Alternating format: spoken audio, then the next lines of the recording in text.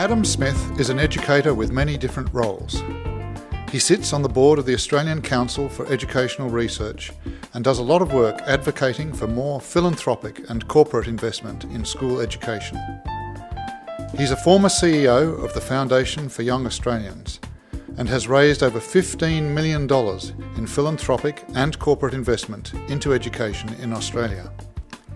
He has worked extensively in the United States, the Middle East and Europe, and is a regular guest at the annual Summit for World Education. He has come to Geelong to speak about the world of work in the 21st century. I really like people to take two key messages away. One is that we have to work differently and we have to start doing that right away. That a lot of the old structures and a lot of the old ways of working and thinking about education really need to be dragged into 2012 and beyond. And it's less about content and it's more about how we are equipping every young person to deal with change, to be creative, to be entrepreneurial, to identify opportunities. And we need to provide a system of education, I say education in the broadest possible sense, but a system of education that will really deliver that for every young person. And the second thing is we need to be far more open to how we make that happen.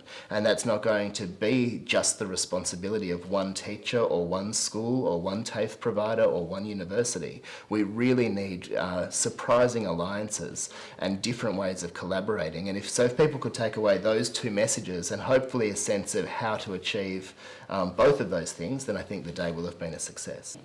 There's two things that I think this region needs to really take advantage of, and one is the resources and the people and the networks and the ideas that exist here already.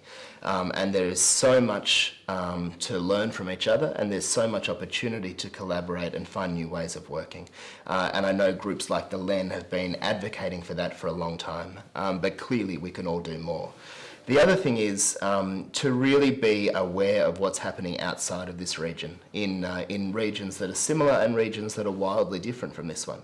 And to be looking and learning from what others are doing to really provide a 21st century education. The Expansive Learning Network can really be a pioneer in bringing people together and starting to demonstrate what is possible when people who share a common vision of what we can and should be delivering for young people, when they can come together and find new ways of working and new ways of thinking about how do we actually make sure that we're not leaving any young people behind and that we're actually giving them every opportunity to be a contributor both locally and globally.